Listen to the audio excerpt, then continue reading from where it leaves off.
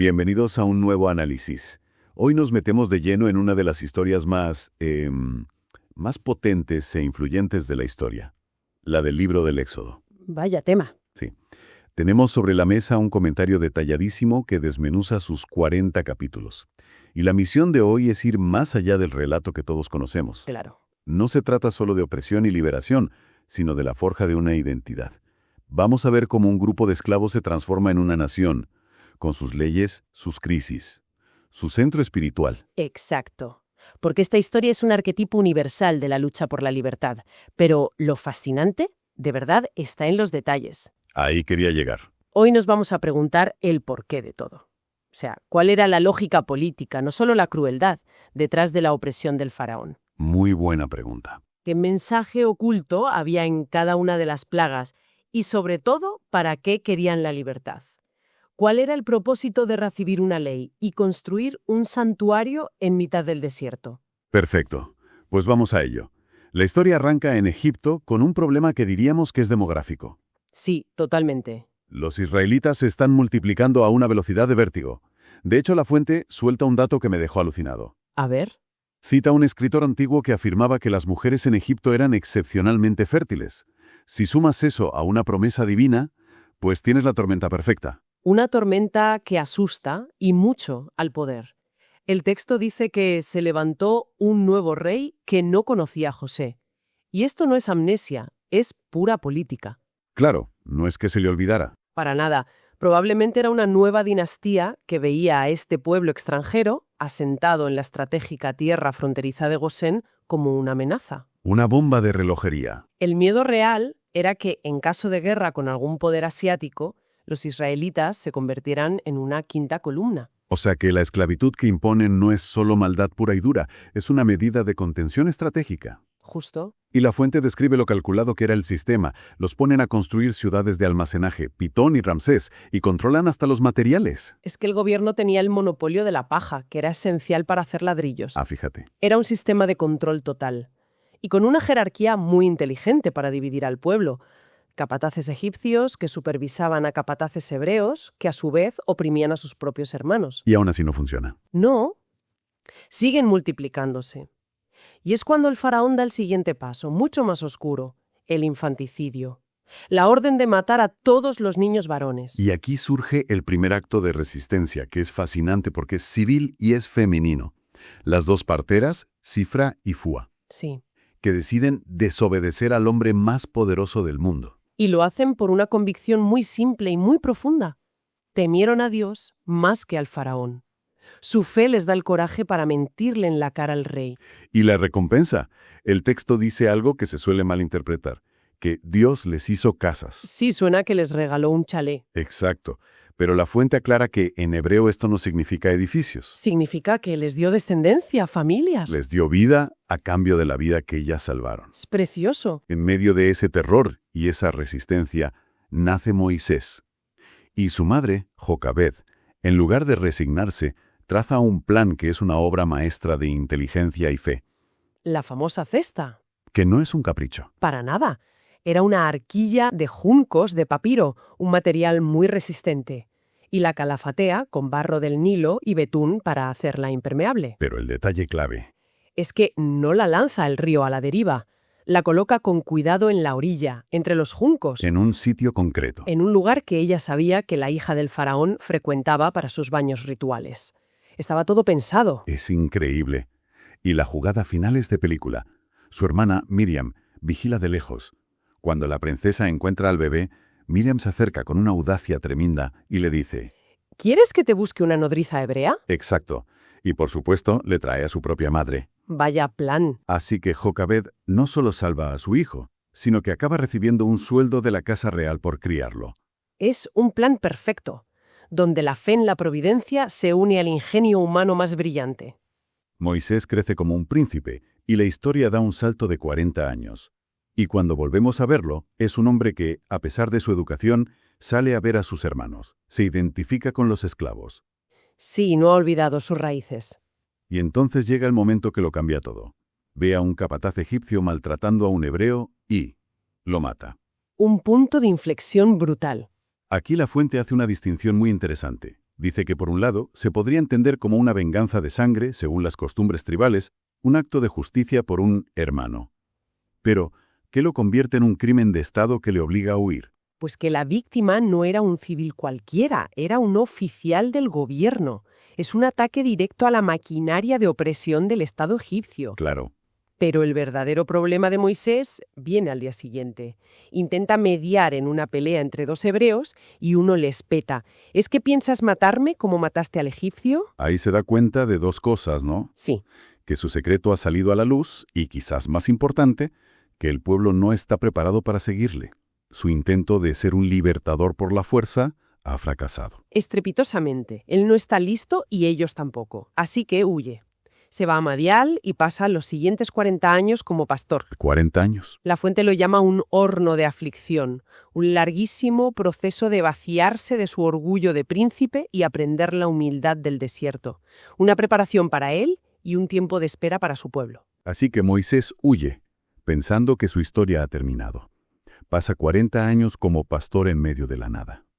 Sí, una vida completamente distinta. Pero es precisamente ahí, en esa soledad, donde ocurre el suceso que lo va a cambiar absolutamente todo. Hablemos de la zarza ardiente. Es una imagen potentísima. Está en Horeb, el monte de Dios, y ve un arbusto del desierto, una acacia seca, que arde con una intensidad increíble, pero no se quema, no se consume. ¿Y eso qué significa? La fuente lo interpreta como una metáfora perfecta de Israel en Egipto. El pueblo está en el fuego de una servidumbre agotadora y una persecución sangrienta. Pero no es aniquilado. Exacto. ¿Por qué? Porque Dios está en medio de ellos. La presencia divina los sostiene. Y la primera orden que recibe desde esa zarza es: quítate los zapatos. ¿Sí? Sagrado por la presencia divina. Es decir, yo no soy digno de pisar aquí. Vale. Y justo después de ese gesto, recibe la misión. Y Moisés lógicamente se abruma y empieza a poner excusas. Claro, es que es normal. Dice que es incircunciso de labios, que suena rarísimo. Es una expresión hebrea para decir que no tiene facilidad de palabra, que es torpe hablando. Teme el rechazo. Y lo fascinante es la paciencia de Dios. Sí. No le regaña, sino que le da herramientas. Le da señales milagrosas para acreditarle. La vara que se convierte en serpiente, la mano que se vuelve leprosa y se cura, y, como colofón, le ofrece a su hermano Aarón para que sea su portavoz. Armado con todo eso, regresa. Y la primera entrevista con el faraón es un desastre absoluto. Un desastre total. Llegan y le piden permiso para ir 3 días al desierto a hacer una fiesta a su Dios, Jehová. Y la respuesta del faraón es brutal y, bueno, muy lógica desde su punto de vista. Dice: ¿quién es Jehová para que yo oiga su voz? Yo no conozco a Jehová. Claro, para él es un Dios desconocido. Hay que entender su mentalidad.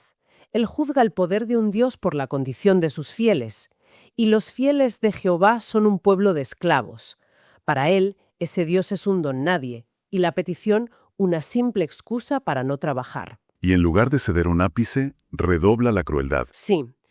Les obliga a cumplir la misma cuota de ladrillos, pero ahora sin darles la paja. Tienen que buscarse la vida. Es una crueldad refinada. Diseñada para que el propio pueblo se vuelva contra Moisés y Aarón. Exacto.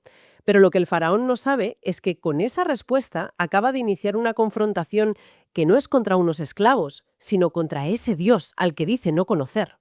El propósito de las plagas. Precisamente, todo lo que va a ocurrir es una demostración de poder. Aquí es donde la historia pasa de ser una lucha política a una guerra teológica en toda regla, porque las plagas, como bien señala la fuente, no son desastres naturales al azar. No, para nada. Son ataques quirúrgicos a la teología egipcia. ¿Cómo empieza ese asalto? Empieza por lo más sagrado, el Nilo. El río no era solo agua, era un dios, la fuente de toda la vida en Egipto. La primera plaga lo convierte en sangre, en algo pútrido que mata a los peces, que eran una base de su alimentación. Un golpe al corazón de su cosmología. Directo. Luego, las ranas, otro animal sagrado, asociado al dios Taj, que de repente se convierte en una plaga asfixiante que invade hasta sus camas y sus hornos. Y es aquí donde entran en escena los magos de la corte, Janes y Jambres. Al principio parece que controlan la situación, ¿no? Sí, consiguen replicar los 2 primeros prodigios. Para el faraón, esto debe de ser la confirmación de que Moisés es solo un hechicero un poco más hábil. Pero se les acaba el truco. Exactamente. Todo cambia con la tercera plaga, la de los piojos o los mosquitos. Los magos intentan imitarla y por primera vez no pueden. Es su punto de quiebre. ¿Y qué hacen? Se rinden. Le dicen al faraón, dedo de Dios es este. Reconocen que se enfrentan a un poder de otra categoría. A partir de aquí se acaba la competición. Y una vez que los magos están fuera de juego, los ataques se vuelven aún más directos. Es como si fueran tachando dioses de una lista. Totalmente. Van por las vacas sagradas literalmente. La plaga sobre el ganado no es solo un desastre económico, es un ataque frontal al culto de dioses como el buey Apis. Y luego, la de las tinieblas. Y luego la más humillante de todas para ellos, la plaga de las tinieblas. Una oscuridad tan densa que se podía palpar. Durante 3 días, el dios más poderoso de Egipto, Ra, el dios del sol, del que el faraón se consideraba hijo, es completamente derrotado por el dios de unos esclavos. Eso nos lleva al golpe final, el más terrible, la muerte de los primogénitos. Pero justo antes de que ocurra, Dios instituye un ritual de protección, la Pascua. Ritual, porque cada detalle es un símbolo. Cada detalle es clave. Debían tomar un cordero de 1 año sin defecto, sacrificarlo y usar su sangre para marcar los postes y el dintel de la puerta. La sangre era la señal. Era la señal para que el ángel destructor pasara de largo por encima de esa casa. De ahí el nombre, Pascua, del hebreo Pesaj, que significa pasar por encima. ¿Y la cena en sí? ¿Cómo era? Debían comer el cordero asado con panes sin levadura, que simbolizaban la prisa de la partida. No había tiempo para que la masa fermentara. Y con hierbas amargas, Para no olvidar. para no olvidar nunca el sabor amargo de la esclavitud. Y la orden era comerlo de pie, vestidos y listos para marchar. Era una cena de despedida y una comida de viaje, todo en uno. Hay otro detalle que la fuente aclara y que siempre me ha llamado la atención. El despojo de los egipcios. Suena a que les robaron antes de irse. Sí, parece eso, pero no es así. La palabra hebrea original no significa pedir prestado, sino demandar o exigir. Ah, vale. La interpretación que da la fuente es que estaban cobrando sus salarios atrasados por siglos de trabajo forzado. Era una forma de justicia retributiva, cumpliendo además una vieja promesa a Abraham. Tras la noche de la Pascua y el cruce milagroso del Mar Rojo, llegan por fin al monte Sinaí. Y este es el momento en que toda la historia da un giro. Han sido liberados de la esclavitud, pero el verdadero propósito era ser liberados para algo. Exacto. Ese es el punto clave. ¿Qué es lo que ocurre en Sinaí que es tan fundamental? Lo que ocurre es que reciben una identidad. La entrega de la ley no es solo una lista de mandamientos, es la firma de un pacto, una especie de constitución nacional que los va a definir como pueblo. El marco que dará sentido a su libertad. Eso es.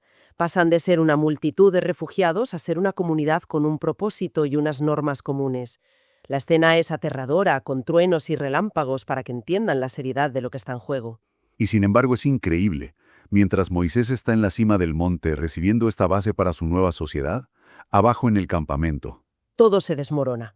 el episodio del becerro de oro. Después de ver las plagas, el mar abrirse, ¿cómo es posible que caigan tan rápido? La fuente ofrece una explicación muy profunda. No fue un abandono completo de Dios para irse con otros dioses. No. Fue algo más sutil y por eso más peligroso. Fue un acto de sincretismo. El pueblo, impaciente y asustado, le pide a Aarón un Dios que vaya delante de nosotros. Quieren algo visible. Algo que puedan ver y tocar, como estaban acostumbrados en Egipto con el culto al buey Apis.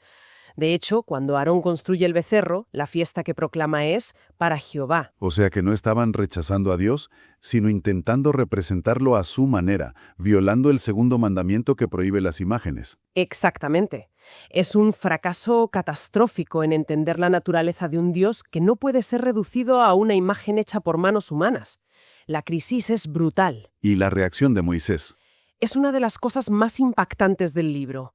En su intercesión, llega a decirle a Dios, «Si no los perdonas, bórrame a mí de tu libro». Vaya, está dispuesto a sacrificar su propia existencia por la salvación de su pueblo. Totalmente. Esa intercesión funciona. Y lo que viene después no es un castigo prolongado, sino una solución al problema que el becerro de oro ha revelado. ¿Cómo puede un Dios santo habitar en medio de un pueblo tan imperfecto? La respuesta es el tabernáculo. El tabernáculo. Precisamente. Tras el perdón, Dios da las instrucciones para construir un santuario móvil. Y la respuesta del pueblo, que acaba de fallar miserablemente, es abrumadora. ¿Qué hacen? Traen ofrendas voluntarias de oro, plata, telas, pieles. Traen tanto y con tanto entusiasmo que Moisés tiene que dar la orden de que paren, porque ya sobra material. Hay un detalle de esa ofrenda que me parece precioso. La gran pila de bronce para las purificaciones se hizo con los espejos de las mujeres. Sí, es un detalle increíble. Donaron sus espejos de bronce pulido, sus objetos personales de tocador, para construir un utensilio sagrado. Es un símbolo de entrega total. Y el tabernáculo en sí es un universo de símbolos. Absolutamente. Es el palacio del rey de Israel, Dios, que ahora habita literalmente en el centro del campamento. Su estructura, con el atrio, el lugar santo y el lugar santísimo, representa grados de acceso a la santidad. Un camino hacia la presencia de Dios. Eso es. Y en el corazón de todo, el arca del testimonio. En el lugar santísimo. Sí. Contenía las tablas de la ley, el testimonio del pacto, la base de su relación con Dios. Y sobre el arca estaba el propiciatorio, entre dos querubines que funcionaba como el trono terrenal de la presencia invisible de Dios. A esa presencia gloriosa, la tradición hebrea la llama la Shakina. Y el libro termina con una imagen potentísima. Cuando el tabernáculo está terminado, esa nube de gloria, la Shakina, desciende y lo llena de una forma tan abrumadora que ni el propio Moisés, Ni siquiera él, que hablaba con Dios cara a cara, puede entrar. Es una declaración visual de la inmensa santidad de Dios. ¡wow! La gran reflexión que nos deja todo este viaje es que el Éxodo establece un modelo. Un pueblo es liberado, pero no para hacer lo que quiera. La libertad sin estructura, sin un pacto que le dé sentido, lleva de vuelta al caos, como demostró el becerro de oro. Claro. Son liberados para vivir en una relación, con leyes y un centro espiritual que definen su identidad y les guían. Y eso nos deja con una idea final para darle vueltas. La fuente concluye que, igual que esa nube de gloria guiaba a los israelitas desde el tabernáculo, la revelación divina pretende guiar a la comunidad de creyentes. Es una analogía muy potente. Esto plantea una pregunta muy actual. ¿Cómo funcionan estas historias fundacionales con sus leyes y símbolos antiguos como una nube guía para millones de personas hoy? Buena pregunta. En nuestro propio desierto moderno, a menudo sin rumbo, ¿qué significa construir un espacio sagrado personal o comunitario y vivir según un pacto que dé dirección a nuestra libertad?